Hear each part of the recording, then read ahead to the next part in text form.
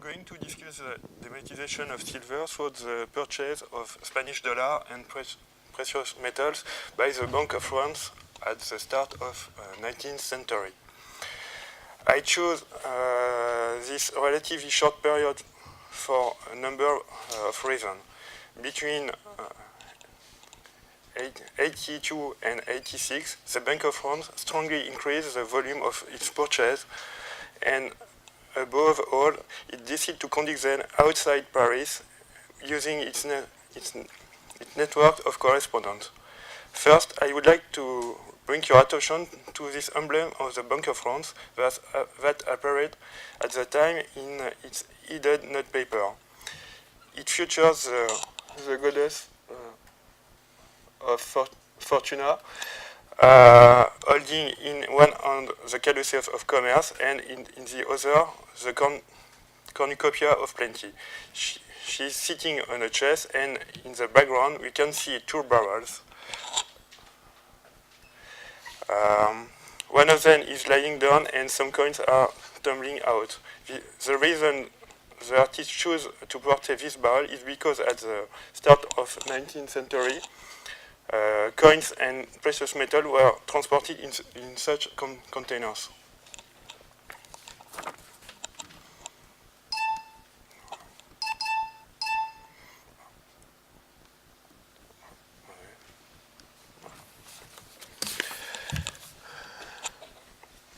Between June 1799 and August 84, Alexander von Humboldt and Aimé Bonpland journeyed in South Africa. I will not discuss the life or botanical work of the German naturalist, but focus on his essay on political economy. Some years after his return, he published a work entitled Political Essay on the Kingdom of New Spain, in which he devotes a chapter to trade with numerous references to precious metals. He also includes a map checked during his trip home between Philadelphia and Bordeaux. Humboldt writes that thanks to his long stay, he managed to obtain more accurate knowledge of the metallic wealth of Spanish colonies than that offered by the work of Adam Smith, Robertson, and Reynald. At the start of the 19th century, Humboldt estimates the annual global production of precious metal at 960 tons of silver and 20 tons of gold, which broke down as follows. Europe half past 5.5%, Asia 2.5%, and the Americas 92%. New Spain's product reached almost 4 times that Peru. This confirms the decline of the pottery men compared with the development of their Mexican counterparts. A small part of the production of Spanish colony was sent directly to the Philippines, North America, and Africa, and around 90% of the precious metal produced were sent back to Spain. The majority was then re-exported via trade with the Indies and China. 60% of the sum received annually in Europe went to Asia, 40% by the Cape of Good Hope, 10% by the Levant, and 10% by Russia. Thanks to its geographical proximity, France played a key role in the circulation of piastres, or Spanish dollar, in Europe. Many of the coins used to repay Spanish debt passed through the French territory.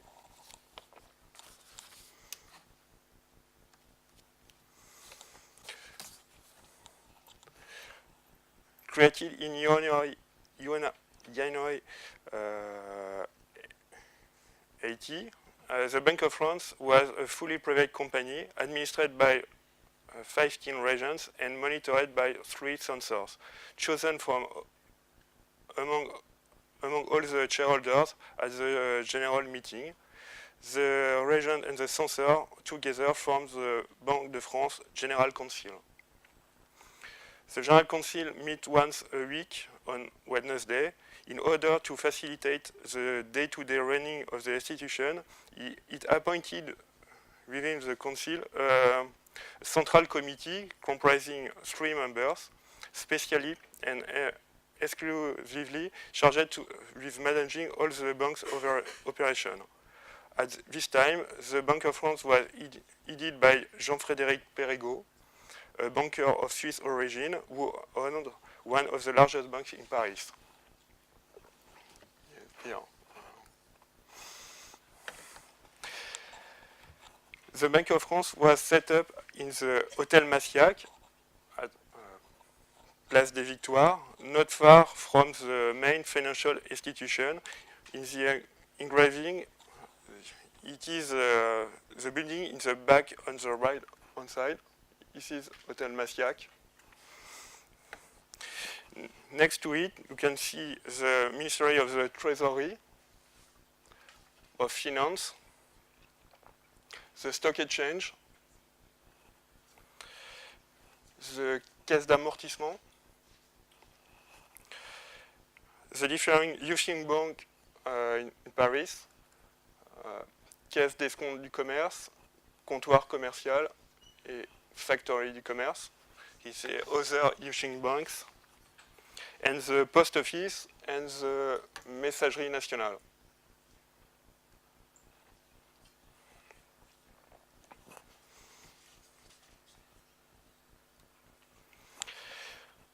On October 81, Napoleon Bonaparte informed Perregaux that it was his wish that the Bank of France should have correspondents in all the country mentioned. At this date, the bank already had a network 120 correspondents covering most domestic areas as well in the main financial center in continental Europe. At its height, the network had 150 branches and covered an area delimited by Hamburg, London, Cadiz, and Leghorn. According to the terminology, bankers use correspondents, also known as collectors, to recover payable dues in towns where they do not live, while redeeming bills of exchange and public notes was their main activity. Bank of France correspondents were also responsible for discounting bills of exchange on behalf of the bank, redeeming banknotes, and representing the bank in courts.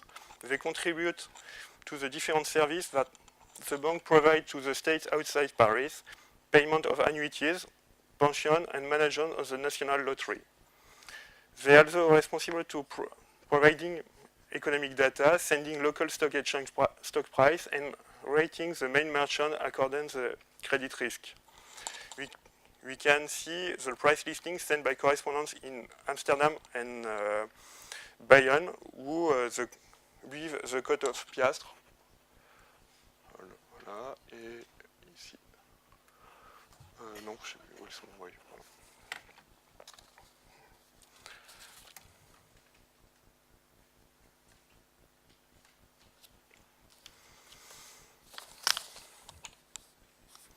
Half of amounts sent by the Paris correspondent were in cash. Sent in Paris by the correspondent were in cash. In the space of a few rare, cash to the tune of 100 million of francs traveled across the empire. Such a massive circulation of cash required a safe and reliable transport infrastructure. Since November 1801, the Bank of France has used the service of Entreprise Générale des Messageries for sending funds. It is a private company situated near the Bank of France at Rue Notre-Dame-des-Victoires. This company mission is to provide a centralized delivery service which covers all the part of France, as which throughout its consistency, regularity, and punctuality offer the government and the public a dependable service worthy of trust. The map shows that the network did not cover all parts of the country. Indeed, the southeast of France is not covered by the Messagerie Nationale. Transport on the Rhône Valley was entrusted to the Messagerie du Rhône and the du Midi. The two networks linked at Lyon.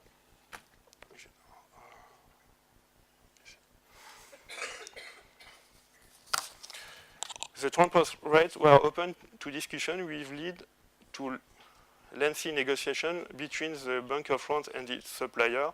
In September 1984, the director of the Messagerie made known they wished to raise their rates to reflect the increase in the price of oats and forage.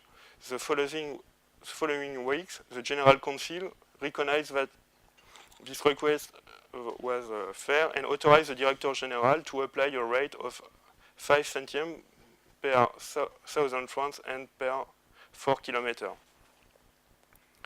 In March 2011, the Bank of France discovered that the Messagerie were overcharging their clients by overstating the distance and demand to be reimbursed.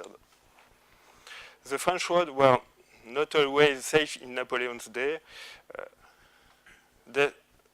despite the fact that stagecoaches used by the Banque de France were escorted by the police. They were attacked on at least 4 occasions between 1801 and 1805. After the last of the hold-up, several victims asked to the Bank of France to take charge of the association of stagecoach attack victims. The bank declined this request.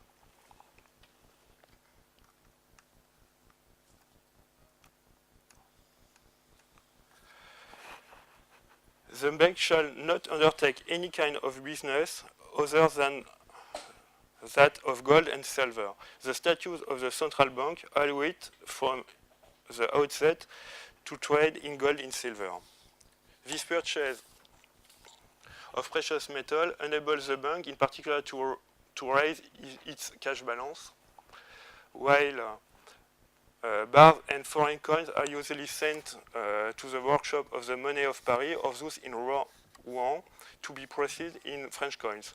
Some of Spanish dollars are held in reserve to be either sold or retroceded to persons having deposited Spanish dollars with the Bank of France against a delivery of banknotes. Since its creation in January 18, the Bank of France had restricted itself to making a few purchases of Spanish dollars from Parisian bankers. From the summer of 1802, it stepped up its operation by having recourse almost exclusively to its network of correspondents. Most of its purchases of foreign currency and precious metal were then made in financial centers of the south of France and Spain. Between 1802 and 1806, the Bank of France purchased 34 million francs worth of precious metal. The Spanish dollar represented more than 90% of the total. If the Dutch Rijksdaal are included, silver accounted for 93% of purchase. The Southwest played a prominent role. It accounted for over 86% of purchase of precious metal. The main entry point was Bayonne with 53% of purchase, around 18 million francs. Followed by Perpignan, Toulouse, Bordeaux, and Barcelona. Logically, the department geographically close to Spain systematically sent piastres and Kunrup or pistol. Only Amsterdam stands out with a relatively different distribution. Most purchases were made during the mission of the Deputy Director General in the autumn of 1885. On September 1885, a member of the General Council, not seated, pointed out that a large quantity of Spanish dollar aimed for England was held up in Holland. It was decided to have them purchased by local correspondents in order to keep the operation secret so as to not affect the bank credits abroad. Purchases were made by drawing draft or other financial centers such as Hamburg. The Deputy Director General, D'Ibarra, was sent to Holland to coordinate the operation. The mission was a great success. The bank obtained 4.3 million francs worth of precious metal, in addition to the 300,000 Piastres. Auger in Amsterdam and Duco in Antwerp purchased 200 kilos of gold bar and English and Dutch coins, and that in a few weeks.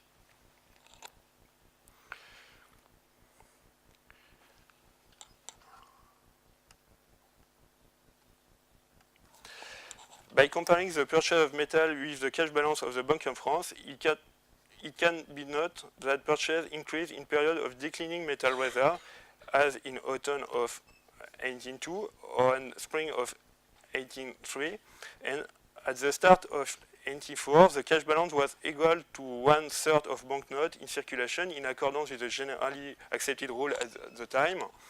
The central bank decided to suspend its purchase of Spanish dollar. It resumed the operation in May after its cash balance had dropped by 60%. Purchase continued without interruption until September 1806.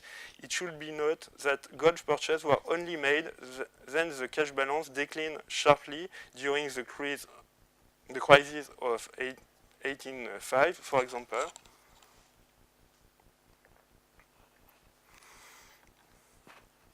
The minute of General Council shows that gold coins were not well accepted by traders, who preferred to pay in 5 franc silver coins. The Bank of France even offered a gold coins deposit facility against the delivery of banknotes, which give an idea of the extent to which gold was distributed in trade. In a number of occasions, the regents were concerned about the excessive volume of gold deposit in the vault at the Banque en France.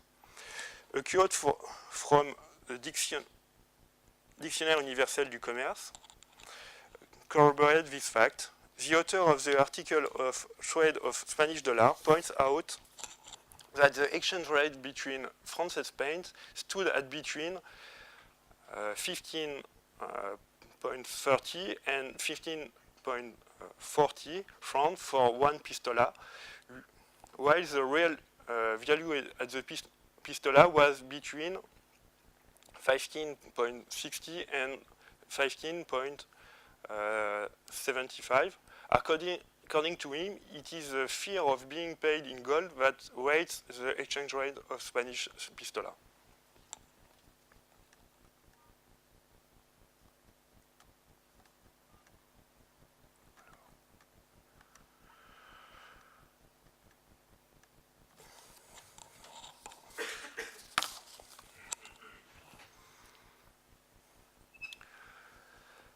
The Banco de San Carlos, based in Madrid, had a monopoly in exporting Spanish dollar against a 4% fee. French import of piastres reached 12 million Spanish dollars per year during the Truce of Amiens. The steady rise in hostilities between Spain and England led to significant wars in import, which stood at only 2 million in 1887.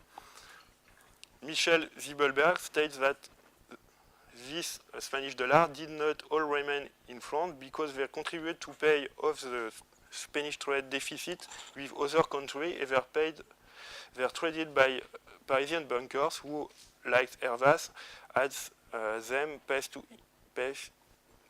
into England.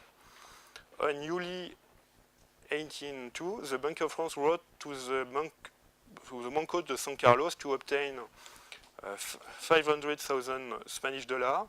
On 6 September, it was sent the following reply: we cannot for the moment export Spanish dollar to the Bank of France.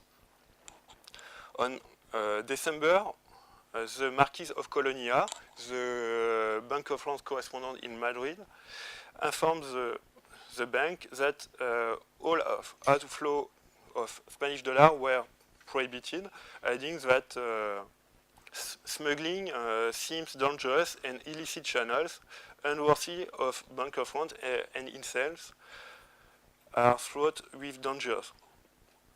However, the Bank of France received 900,000 Spanish dollars from its correspondent in the second half of 1802. The ban of December appears to have little effect, since the region note a few weeks later that the prohibition have given rise to glut of price in the French side. 3 months later, the French government also prohibited all outflow of gold and silver in the form of coins and metal. Both measures lead a glut of Spanish dollar in France. Cargo which had entered in France illegally can not longer be sent to Holland or England. The Central Committee took the opportunity to purchase Spanish dollar at an attractive price. In 1803, trading even reached a record height with 2 million Spanish dollar purchase, mainly in Bayonne. Purchase continued until the summer of 1806. Purchase of the Bank of France accounted 1/6 of French import. As the Bank of France was still without an export license, a large share of purchase stemmed from illegal operation orchestrated from Paris and Madrid. Indeed, the Madrid correspondent was associated with the Bank of France for the purchasing price in Spain and Amsterdam. To do so, he had an interest-free loan of 1 million francs and received periodic payment from Bayonne and Amsterdam, probably its share in the profit. After the assault made by the British fleet on Spanish ships in the autumn of 1804, and especially after the Battle of Trafalgar, the volume of price decreased significantly, with a few exceptions. The Bank of France and Marquis of Colonia decided to invest in notes issued by the Caisse of Consolidation. However, the notes, named Vales Dinero, fell sharply following the naval defeat and the bankruptcy of Spanish government, which finally resulted to seizing the property of the clergy. Speculation resulted in a loss of 30%. In the previous chart, we saw that the average purchase price was almost always lower than the price of the piastre quoted at the Paris Stock Exchange, and the maximum purchase price set by the Bank of France. That the cost limit, the price limit.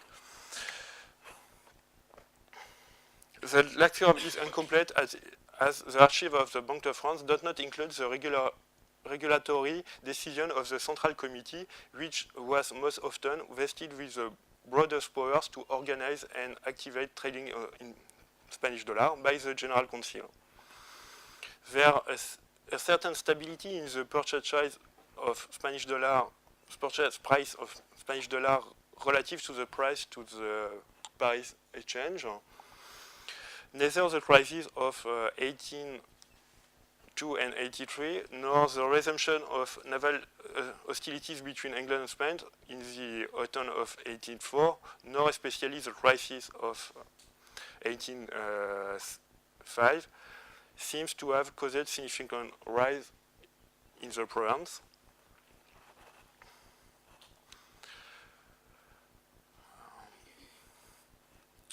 When the bank moved to the Hotel of Toulouse in December 1811, a detailed inventory of metals reserves were carried out. They include 518 tons of silver against only 7 tons of gold, demonstrating the primacy of silver on the start in the 19th century.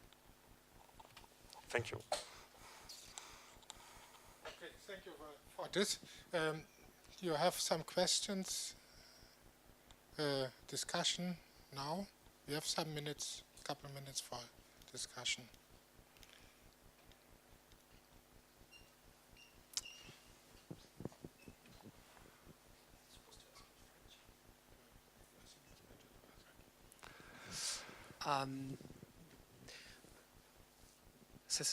Tout ça, c'est très intéressant. Et en fait, ce que je me demande, c'est que de quelle façon ces types d'opérations sont des opérations monétaires et de quelle façon elles sont des opérations d'investissement.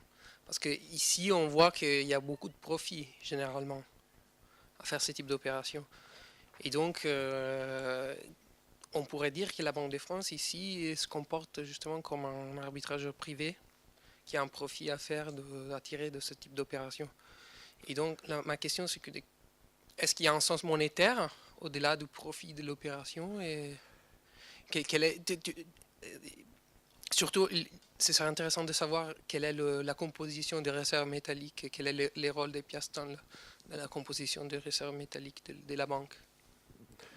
On n'a pas de statistiques sur la part des piastres dans le... Non. Pas de statistiques sur une longue durée sur la part des piastres dans les réserves. Il y en a pour plusieurs centaines de... Ça va de plusieurs centaines de milliers de piastres. Une grande partie des piastres, et en fait, sert, comme je l'ai dit, soit à être fabriquée, refondue en pièces françaises. Là, en fait, ils l'utilisent... Ils disent en fait que les coûts de fabrication sont largement couverts par la hausse de l'escompte qu'ils ont pu allouer grâce à cet afflux de monnaie. Et il y a une partie qui sert en fait, à rembourser les dépôts de piastres et voire à les céder quand il y a une différence importante. Mais le problème, c'est que comme on n'a pas le registre des décisions réglementaires du comité central, c'est lui qui fait ces opérations. On ne sait pas en fait combien ont été revendus et combien ont été fondus en fait. On a réussi à retrouver à peu près 4-5 décisions. Il y en a 2 qui concernent des piastres et elles ne concernent que des achats. Oui, alors j'aurais 2 questions. La première, c'est sur cette différence énorme du rôle entre l'or et l'argent, où l'argent a l'air d'être prédominant.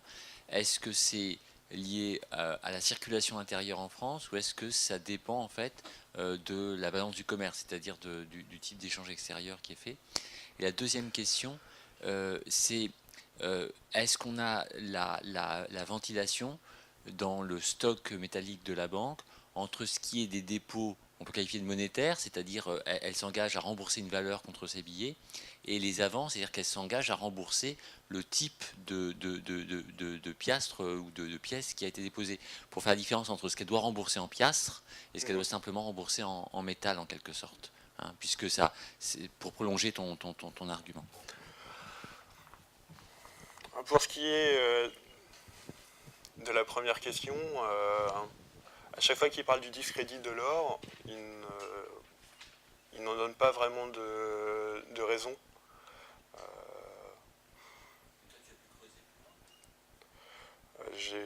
pas eu encore le temps de creuser.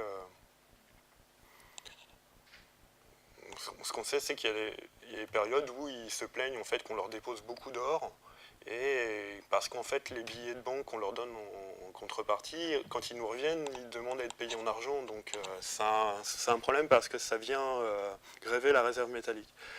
Pour ce qui est du dépôt, il faudrait... en fait, les dépôts sont comptabilisés de façon différente de la réserve dans la comptabilité, mais pas dans la situation journalière. C'est-à-dire qu'en fait, il faudrait reprendre les grands livres pour pouvoir en fait faire la différence entre ce qu'il y avait. D'accord, en fait, dans les réserves, ce qui est présenté comme les réserves, il y a à la fois les dépôts et... Oui, voilà. La situation journalière est assez... ils ont fait des agrégats qui ne sont pas très heureux parfois, et en fait, ils mettent les deux. Mais pour terminer sur le discrédit, la serre de réserve, donc la serre qui, dans les caves de la banque, détient la réserve ultime, celle qu'on utilise pour rembourser les billets au cas où, n'est composée que d'argent. Il n'y a de l'or que dans la serre de dépôt, c'est-à-dire la serre extérieure, des clients extérieurs. Any questions at the moment? I see. Okay. Thank you for your presentation.